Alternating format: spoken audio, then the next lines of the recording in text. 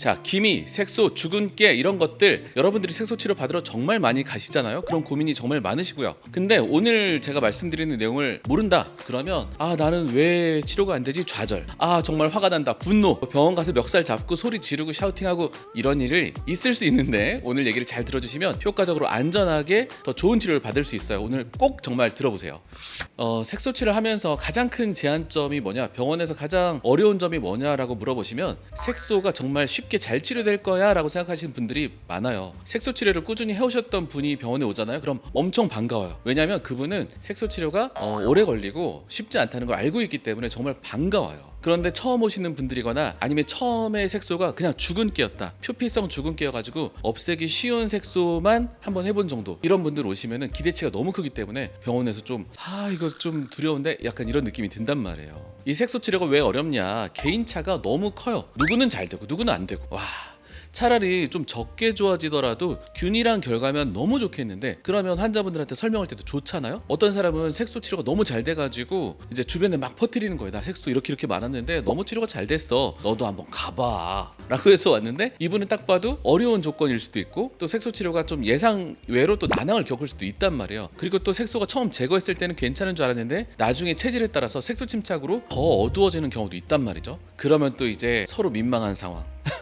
이런 내용을 미리 환자분들한테 설명이 돼 있고 잘 알고 오시면 이게 같이 어려운 길을 걸어가야 되는 동반자라고 생각하고 치료를 할 수가 있는데, 이런 생각이 없으면 이게 병원 이거 나쁜 놈이네, 사기꾼이네, 돌팔이네, 이런 마음이 들게 되거든요. 그렇게 해서 색소 치료를 조금씩 멀리하게 된 병원들이 많이 있다. 저희도 당분간은 안 하고 있다. 그런데 이 환자분들이 치료 결과에 대한 개인차를 줄이려면 환자분들이 해야 될 일들이 많이 있거든요. 정말 잘 지켜주셔야 되는데 이건 뒤에 가서 말씀을 드릴게요. 러프하게 말씀드리면 이 정도예요. 10번 정도 치료해서 60% 정도 흐리게 만드는 것을 치료의 목표로 한다, 이렇게 생각하시면 돼요. 물론 더 많이 치료되는 분도 있고 더 적게 치료되는 분도 있긴 있어요. 제가 도움이 되는 말씀을 드려보자면, 색소가 작고 진하고 경계가 뚜렷하다 그러면 그 색소가 좀 흐려지는 것까지는 비교적 수월해요. 이 그림에서 콧등 쪽에 있는 색소들이 좀 작고 진하고 뚜렷하잖아요. 이런 것들이 좀 치료가 잘 돼요. 반대로 흐리고 넓은 것들, 경계가 뚜렷하지 않은 것들, 이 환자분의 왼쪽 눈의 아래쪽에, 이 사진에서 왼쪽 눈 아랫부분에 보면은 색소가 흐리흐리하잖아요. 이런 것들이 치료가 더 안 돼요. 그리고 색소가 좀 황토색 계열이면 조금 더 나아요. 그게 더 표피에 가까운 색소인 경우가 많거든요. 반대로 푸르스름하거나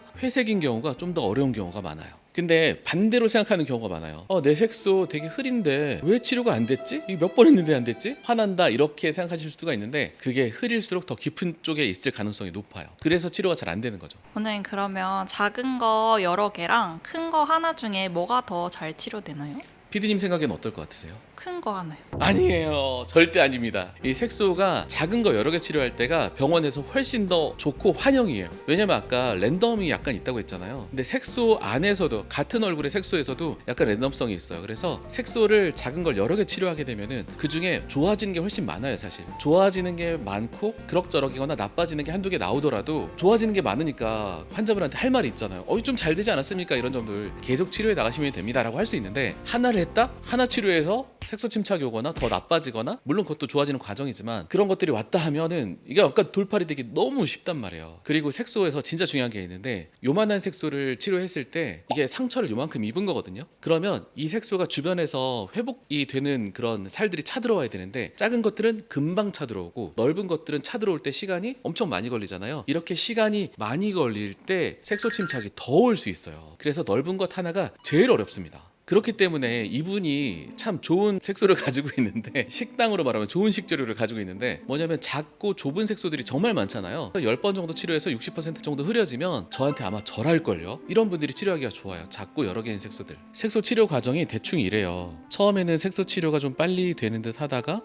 점점 색소 치료가 느리게 되는 것처럼 느껴지거든요. 근데 이렇게 모든 사람이 균일하게 치료가 되면 좋은데 그렇지 못하고 중간중간에 나빠지는 과정들이 있어요. 그래서 나빠졌다가 좋아졌다가, 나빠졌다가 흐려졌다가, 나빠졌다가 흐려졌다, 이런 과정들이 존재를 하게 됩니다. 그리고 어떤 사람은 색소 치료 효과가 좀 이렇게 적은 사람도 존재하고요. 또 어떤 사람은 색소 치료 효과가 조금 빨리 되는 그런 사람도 존재를 하게 돼요. 그래서 색소 치료를 처음 시작하게 되면은 색소가 아까 그 사진처럼 많다 하시면 초반에는 좋아지는 속도가 빠르니까 여기까지 올 때는 되게 좋아하세요. 그래서 여기 제가 그림을 그려볼게요. 빵긋 빵긋 웃는 얼굴. 그 다음으로 어느 정도 흐려졌다. 그 다음부터는 좋아지는 속도가 너무 좀 느리니까 여기서부터는 좀 화난 얼굴이에요.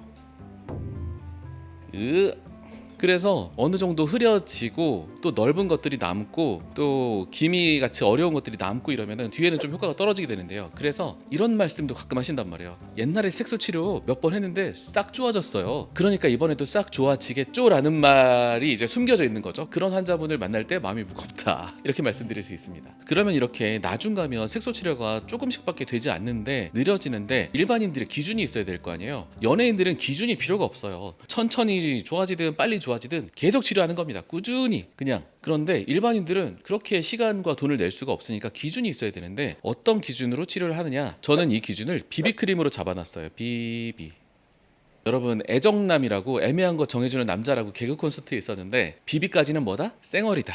그래서 비비를 발랐을 때 내색 쓰고 잘 보이지 않는다. 그러면 색소 치료 조금 다음 텀에 조금 약간 쉬어가도 저는 된다고 생각을 하고 비비를 발랐는데도 색소가 잘 가려지지가 않고 화장으로 색소를 가리려고 하는데도 시간이 너무 오래 걸리고 그러면 우리는 여기에 있는 거니까 치료를 시작하는 게 좋다고 생각을 합니다. 그리고 피부가 하얀 사람이 레이저 치료하기 되게 좋아요. 부작용도 덜 오고 부작용이 덜 오니까 조금 더 과감하게 치료를 할 수가 있단 말이에요. 원장님 근데 기미 치료는 겨울에 해야 된다던데 왜 그런 거예요? 겨울에 하면 좋긴 한데 햇빛을 좀 덜 받으니까 꼭 그래야 되는 법은 없어요. 그냥 연예인들은 그냥 쭉 합니다. 뭐 봄, 여름, 가을, 겨울 할 거 없이. 근데 제가 아는 분은 색소 치료하러 갔는데 그 병원에서 무조건 겨울에 해야 된다 그러고 돌려보내셨대요. 혹시 그 분이 색소가 작고 여러 개였나요? 아니면 하나였나요? 하나인데 컸어요. 거 봐요. 그러면 병원에서 꺼려 한다니까요. 이게 겨울에 하세요는 그냥 저희 병원에서 하지 마세요일 수도 있어요. 제가 그때 뭐 그분은 원장님 마음에 쏙 들어간 게 아니기 때문에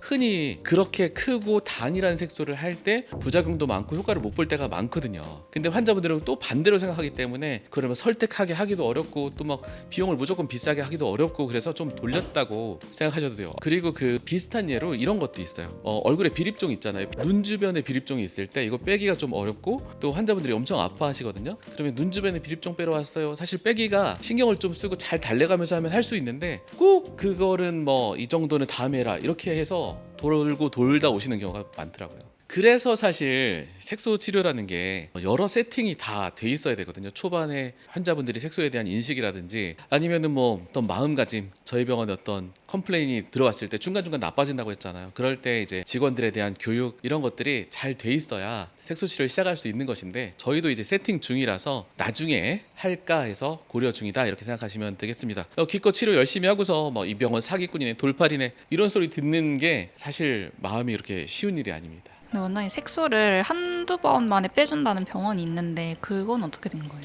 그것도 세팅이 돼 있는 거예요. 사실 그렇게 빼도 할 수 있어요. 중간에 나빠지는 폭이 더 클 뿐이에요. 그러니까 아까 제가 그림을 그린 거 보면은 한번 좋아지는 듯 하다가 나빠지는 듯 하다가 또 좋아지는 듯 하다가 이 폭이 크지만 결과적으로는 치료가 되는 쪽으로 가기는 가는 거거든요. 그런데 그거를 설명을 또 좀 잘 해야 돼요. 세팅하기 나름인데 이렇게 한번 확 중간에 나빠지는 거를 겪고 또는 흉터 같은 게 또 중간에 거쳐갈 수도 있고 이런 것들을 설명을 잘 해야 그런 세팅으로 할 수 있는 건데 재밌게도 그런 병원의 어떤 블로그나 유튜브나 이런 걸 보면 댓글에 원장님 저 색소 너무 나빠졌는데 어떻게 할 거예요? 따지는 분도 있고 원장님 저 이거 언제 좋아져요? 흉살 언제 좋아져요? 이렇게 하시는 그런 댓글들도 제가 봤거든요.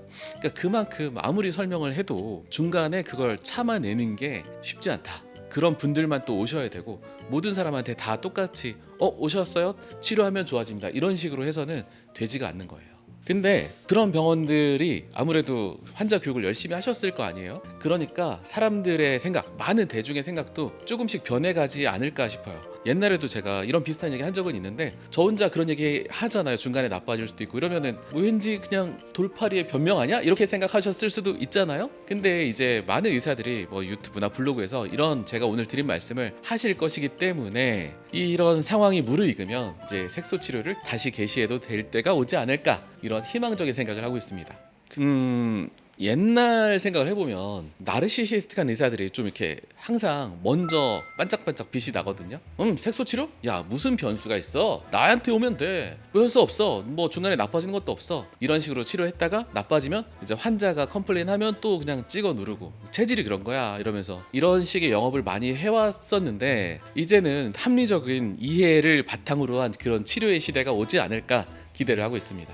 자, 제가 아까 색소가 빨리 좋아지는 사람, 그 다음에 천천히 좋아지는 사람이 있다고 했잖아요. 우리가 이게 A고 이게 B라면 이 B로 가기 위해서 어떤 노력들을 하면 좋은지 말씀드려 보겠습니다. 일단 색소 치료할 때 다이어트 최악이에요.